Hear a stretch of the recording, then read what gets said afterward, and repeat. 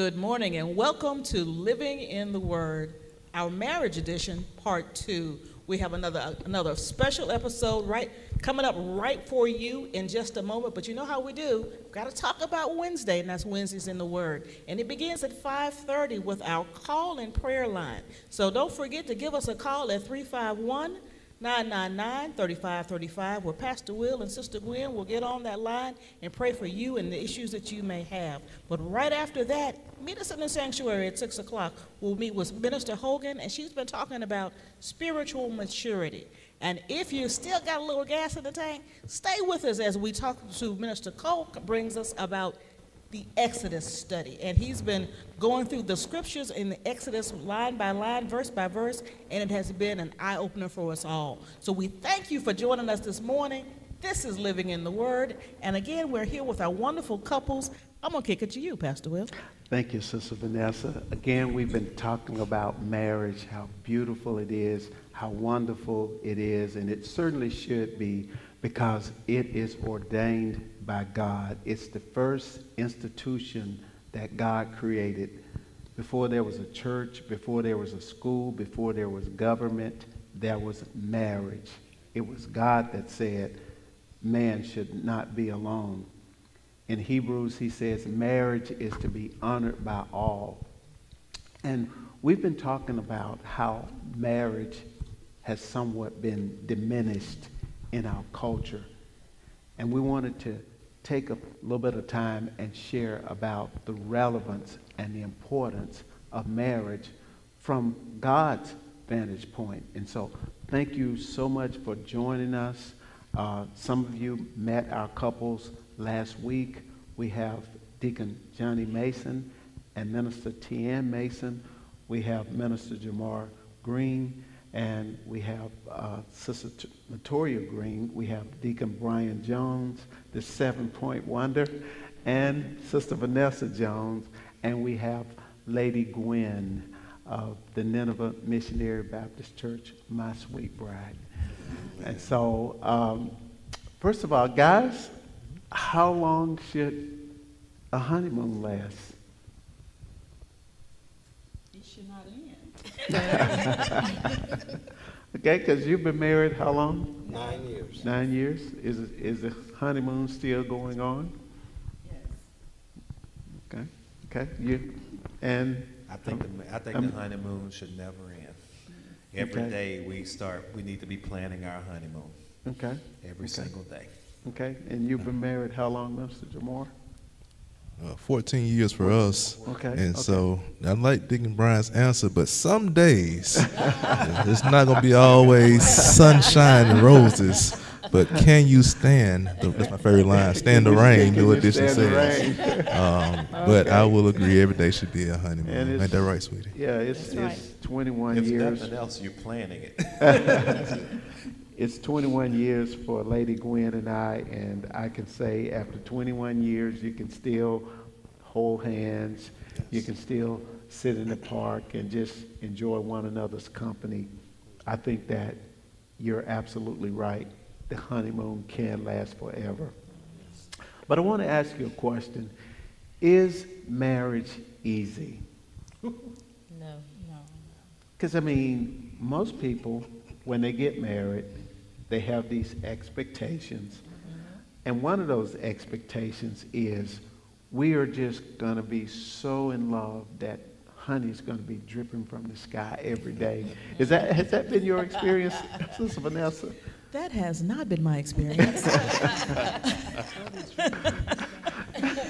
Deacon Brian is dripping honey over here. That's the honey, right? I will say this, when you get married and you're in that love stage and everything is just wonderful and great and everything like that, and you've entered into this and you think it's going to be like this forever. But the reality hits when you decide that you were two people that are becoming one. And so I'm coming from my experiences and the way that I think, and I'm joining with someone else from his experiences and the way that he thinks. And then what you realize is you don't think alike, and your experiences are not the same. Okay. And so now you have to build not what his parents did or what my parents did, but what we're going to do together.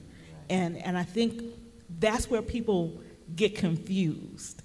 because they've had the teachers. They watch their parents or their grandparents or the people next door. And so marriage is you get up in the morning, you kiss goodbye, you go to work and come back, and all is well. And that's just not the case. And it is a lot of work. And especially when you're as different as my groom and I are. So I'm your left wing and you're my right wing. We can fly together, baby. I think that people start to notice those differences at around 2 years into the marriage. Your first stage, you're all in love and everything is fine, great, and wonderful.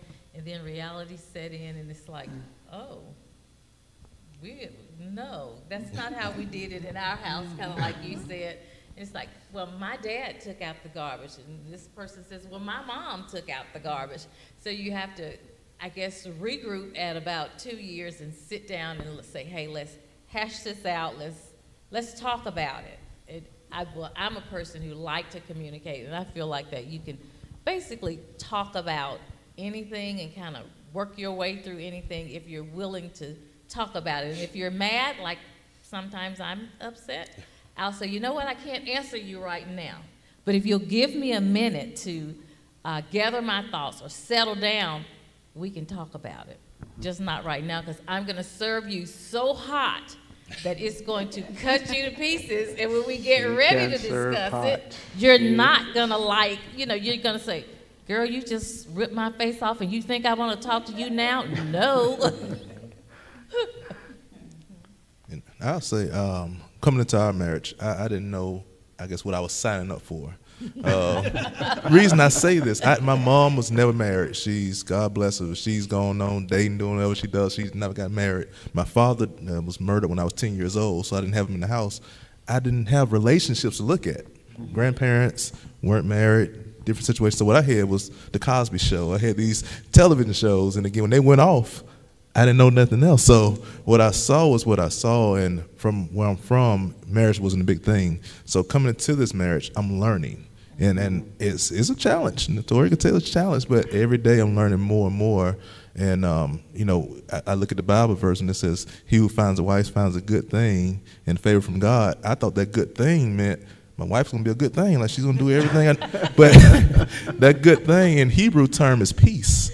So, and when I think about it, she is my peace because she gives me, takes some weight off me with different things and whatnot. So again, I'm learning, and that's the challenge for me as a husband. I was learning how to be a man. I came in, I'm a man, but I didn't know how to be a husband to that woman. And so that's my challenge. And this might be her first time hearing this, but that's my challenge. I'm learning every day, but she's been a good help to help me learn and grow. She's not as patient sometimes, and she will claw my face off, but she's... I guess what I want to say is that a lot of our examples were wrong. A lot of us grew up in dysfunctional houses, or a lot of us had people that we idolized, and they told us and they showed us wrong. And so we go into marriage with a preconceived notion. And at the same time, she goes into it with a preconceived notion, and you conflict. Yes. You conflict. But I think the key, though, like I said, is first of all, is prayer. You keep God in your house, and you keep the Word in your house, even when there's conflict. But then you've got to get to that place where you find common ground. And I think that's the hardest part when you got one person thinking here, one person thinking there. Like in couples ministry, our theme for the year is living marriage in sync. And the only way that you can live marriage in sync is to find common ground. I might lose this battle in order to find common ground. Sometimes we get so caught up on winning and we lose because we never try to find common ground. And so I think that's one of the most important parts in dealing with conflict. But it's hard, y'all. You got to sacrifice. You got to stop being selfish, because everything that I want goes toward me. But there's no more me. Okay. You have to know those that labor among you. I need to learn will. I can't take what, you know, me and my girlfriends talked about and say, oh, well, my husband this happened, and my husband this happened, and then I go home and try it out on Will. And, you know, it doesn't work. I have to learn him and what makes him tick. If he comes home and he's quiet, I know this is not a good day to discuss heavy topics. So I have to wait. So I have to know those that labor among you, I guess is a thought, because he ain't gonna hear me if I'm trying to go at him about, you know, we need to do this, we need to do that. He's just gonna say, It'll be like, he heard that I said. I think the first place one of the first places you have to start when you're in conflict is that you have to remember a couple of things. This is the number one human in my life. That's rich. That's so important. And that we are resolving that no matter what this trouble is, we're not separating, we're not divorcing. I love you. Yes. But we're going to get through this. Yes. We just have to find a way to get through it. And if you can't find a quick route, you know, prayer isn't working, then I would say seek counseling. Okay. Or already have someone that both of you trust that could speak into your life.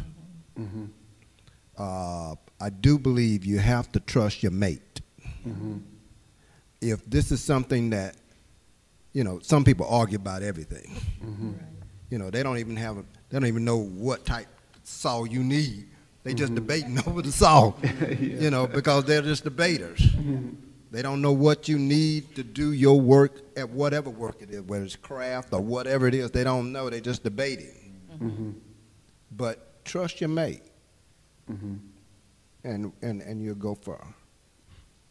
It sounds like all of this, you were going to say Oh, something. I'm sorry. I was listening to Deacon Mason. I agree, especially when you talk about trusting your spouse.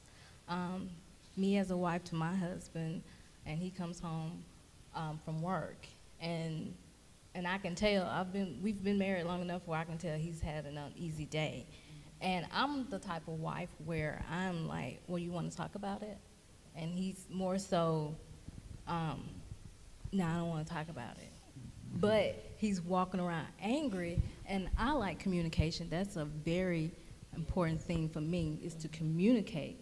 And so I'm like, are you sure you don't want to talk about it? Let's sit down and talk about it.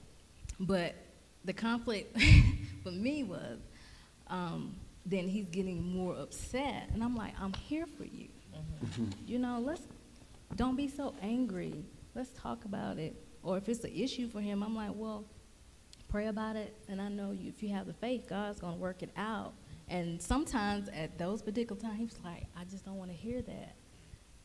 You know, and I understand where you're coming from, but I just don't want to hear that. So it used to bother. I'm better at knowing him on that part now, but that would bother me so much because I'm like, I'm here for you. If you want to talk, let's talk it out. Don't be so angry about things.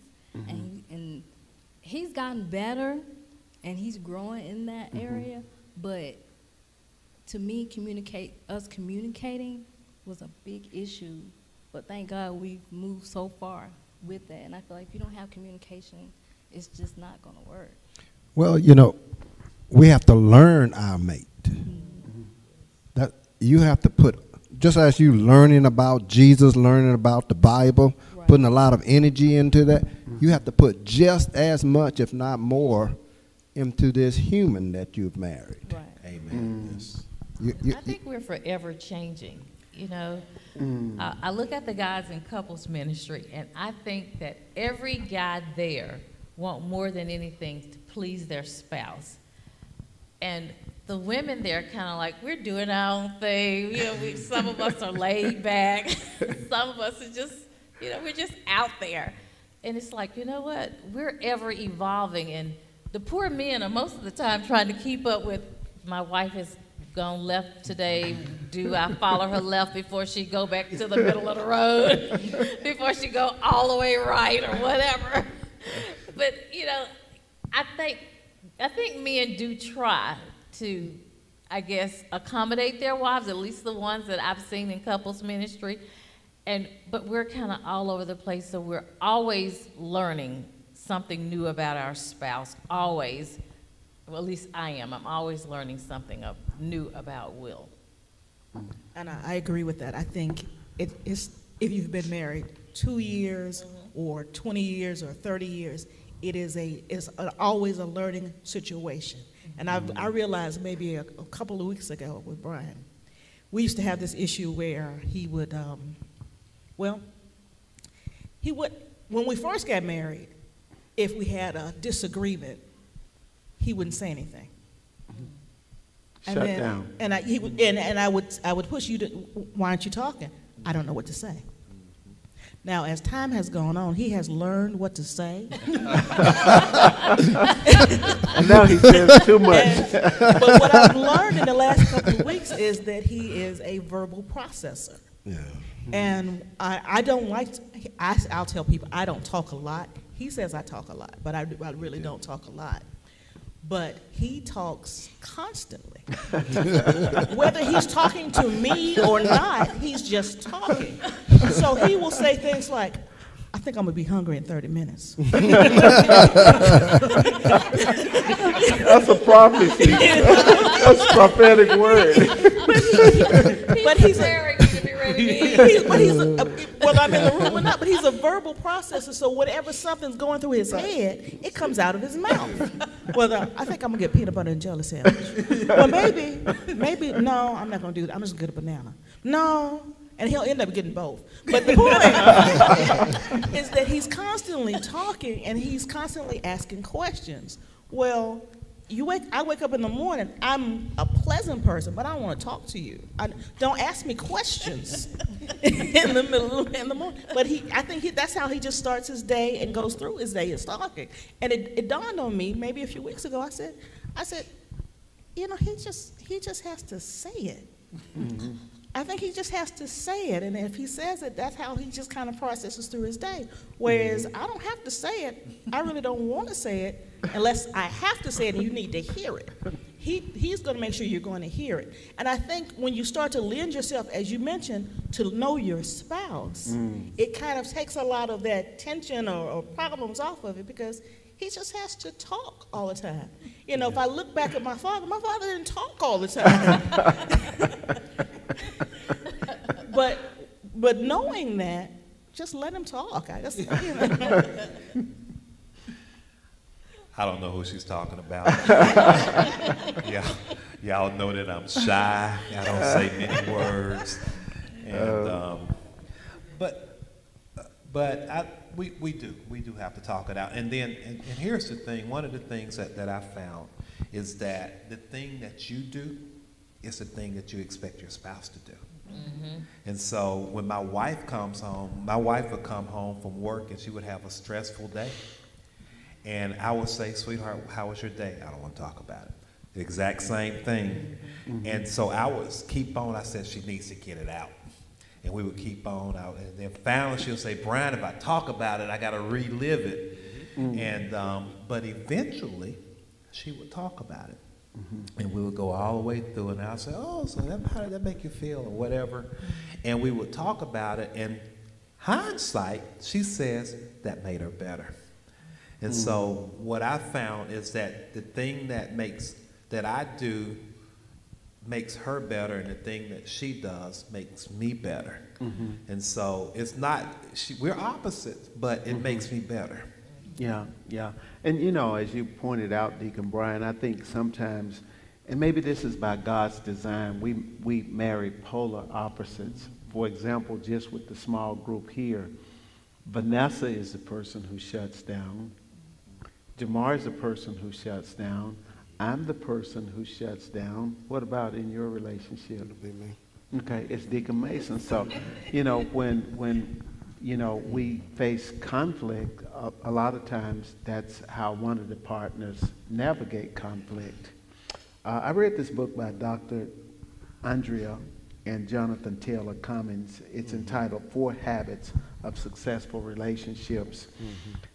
And the first habit that they listed was to be curious and not critical. Be curious and not critical. And what they meant by that is most of the time when we enter into a relationship with another person, they're different than we are. And so rather than criticize, you know, like First Lady. First Lady brushes her teeth for 10 minutes every morning. 10 minutes, y'all. Smile. She has 4 different flosses. She has an electric toothbrush. She has a manual toothbrush. And she's in the mirror because she wants her teeth just so glistening white. And I'm like, this was a waste of time. That's a lot. But what they're emphasizing here is we have to learn our mate because they're different than we are, you know, and so we can't criticize. We must be curious, so we've got to discover who they are, what their value systems are, and what their strengths are. You know, it's funny. On that, I watched my wife brush her teeth. Not 10 minutes. You're a 10-minute person too. It's close. It's close. But it's amazing what you can learn about a person by the way they brush their teeth. Yes. I watch and she has a certain thing that she does. You know, Right. this is funny. You know, I do this right here, but she does this. Oh, I feel better already. The back Deacon of your Brian. She does one of those numbers, and I've watched the way that she brushes her teeth, and believe it or not, it's sad and crazy, but that's the way she lives her life. Wow. You know? So after she finishes her teeth, she goes through that same process looking for shoes. Oh no, I don't know about all oh, that, no. but I know the way she brushes her teeth. Because Lady Gwen goes to the shoe closet, and then she spends 10 minutes. She's got to comb through all the shoes, and oh, no, this pair is not going to work with this, and it's raining outside today, so I can't wear this pair. And then, of course, she got to match her shoes, coordinate. Minister T.N., to the outfit. Gotta coordinate. And I'm just going, But it takes an enormous amount of compromise and patience. Now the curiosity part about that is that she's so methodical. She watches the news. I remember, this is fun, it's a funny story. We were in New York, and she watched the weather forecast, and the weather forecast said it was going to rain. Mm-hmm. And so she put her jacket on, her rain jacket. And we walked around, and I said, baby, why are you walking around with that rain jacket? And it was hot outside. Why you got that rain jacket on? And it was 1 o'clock. Yes. And guess what happened? Rain. It started raining. And you what did didn't she bring say? your rain See, jacket. I told you. I planned for that told day. you. She was so methodical. And she says, I'm a Girl Scout, you know. And, but, you know, I was actually critical. I was like, please take that raincoat off. Yes. But what I've learned is that she's methodical. She plans, and if it rains, she's gonna put her rain boots, her rain shoes on if she thinks she's gonna be outside. Yes.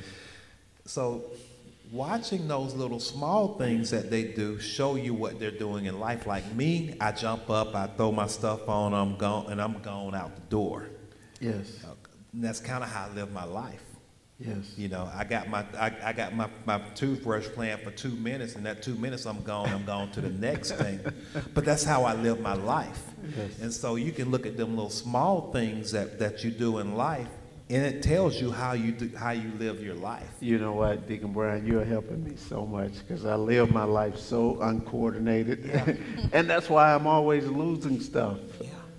Lady Gwen puts her stuff in the same place Every all day. the time. She never loses her keys. I lose my keys about 4 times a week. So let me ask you this, and this is kind of single shot. Let's identify some of the areas of great conflict in relationships. We'll start with you, Minister T. What's an area where you see a lot of conflict? Communication. Okay. Hold your mic up. A lot of times it's in communication. I'm a person, I like to Johnny doesn't talk a lot either. And I like to talk things out. I like to have a game plan ahead of time. I like to do planning. I like to, even if instances come up, I like to talk it through so we can have that agreement. For me, I like for him to know how I feel about any given situation. So, and I like to know how he feels about it so we can meet in the middle. So if we're not communicating, I don't always know what he thinks about something. It's just for me to follow along, and I have a problem with that. Because I don't like to follow blindly. I like to have understanding. If I have an understanding of what's happening or how he thinks or what he has planned and set forth, and then we can talk about it and I can be in agreement. But just to follow and I don't quite know, it causes conflict for us. Excellent. Excellent. And then, you know, and then understanding that I have been a single person for years, so it was my relationship with God. So, and I didn't have a right relationship with a spouse, so it was a learning process for me. So in my mind, it's like, teach me, because I'm not gonna just go. I want to feel comfortable. You know, you have to show me that I can trust you. You have to show me that I can feel comfortable. And then I might be there before you get there. But I have to have that. And so that causes conflict with us, because I'm not a person that I'll just follow blindly. Okay. Outstanding. I say a new age conflict. This is not ours. Social media. That can be a conflict. Posting everything that's going on in your life on social media. We just had an argument. I want to see how many likes or comments I get. We just did this. Doing too much of that social media can cause a big separation because you're getting too many sides from the girlfriends, from the haters, the ones sipping the haterade who want you not to be with that person. So social media can be a big conflict. Okay. I'd have to go with communication, but misunderstanding. Yes. Misunderstanding is probably one of the biggest things in any relationship. Yes.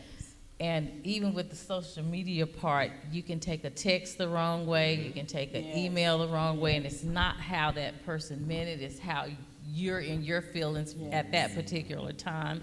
So I think that we misunderstand a lot of things, and I guess communicating, being clear on what I want you to know, and not saying it with attitude or, body language and things like that. I think if we're focusing on our mate versus, if I get this done, then it's not only going to help us, it could help some other individual. But when we're talking about marriage here, my job is to make sure she gets what she needs. She's making sure I get what I need, and we're both covered. We got each other's back. So if we stay focused there, then I think it makes life a lot simpler. I see things, I can see long distance, and I think the proof is the results that we're getting. If we're getting negative results, then yes, question it. Especially if you've been into this 3 years, 5 years, 20 years. If you've seen positive results, why are you still questioning? So, yes.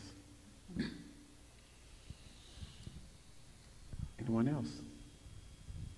What about finances? well, that's a What tough about sexuality? I can throw my little Russian thing in there. This is everything I have belongs to Minister T. All right. But everything she has belongs to me. That includes her debts. Whatever else negative that comes with that, we resolve it together. We put in, if you sell out, if you put everything in, and we just take out as needed. No matter what she needs, I'm going to make sure that you have it, if it's in my ability to get it, because I'm looking out for you and I want you to have everything you need and whatever I can get that you want. Okay. Do you think all couples have spending differences? I believe a lot of couples do, because they're opposite. You got one spender, you got one saver. You got one that's saying, okay, oh boy, this ain't working, and one person saying, we can make this work. You know? Would that be you, Deacon Brian? I can make Are it you work. the miracle worker? I'm telling you, I can make it work. Just trust me. Give me enough time, effort, and a few stones to rub together. Right. We You can make just, it you work. just got to convince Vanessa that you can make it work. But let me say this really quick.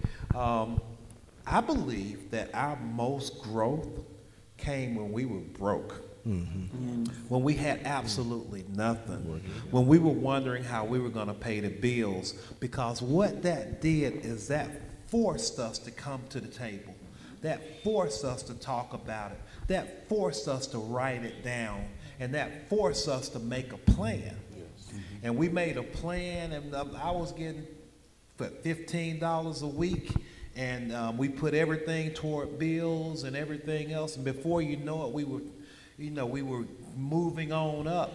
But I'm telling you, some of the best things in our life was when we struggled together, and that, I believe, set the tone for the things that we've done in marriage. Because we would say, I remember when we were broke and we didn't have anything, that it seemed like we talked more. It seemed like we did things together more. We made plans more, and whether it's finances or whether it's planning a trip, because we always planning a trip, find something that you can do together, that you can input together. And if you can do that right there, like I said, we're always planning a trip. We're always looking at finding. We don't have to look at it as much as we used to. Because those children have graduated from college. Amen. Hallelujah. I think that's kind of bringing us to the end of this session of Living in the Word. We have had a wonderful time, have we not? Yes. This yes. is some wonderful couples, and we pray. I would like to drop one nugget before we leave, Well, and please I'll do. let you close us out. Two things I'd just like to drop as nuggets before Sister Vanessa takes us out. There's a saying that says, people go where they feel welcome, but they stay where they feel valued. Make your mate feel valued. My Lord Angelo said this, and it still resonates in my spirit today.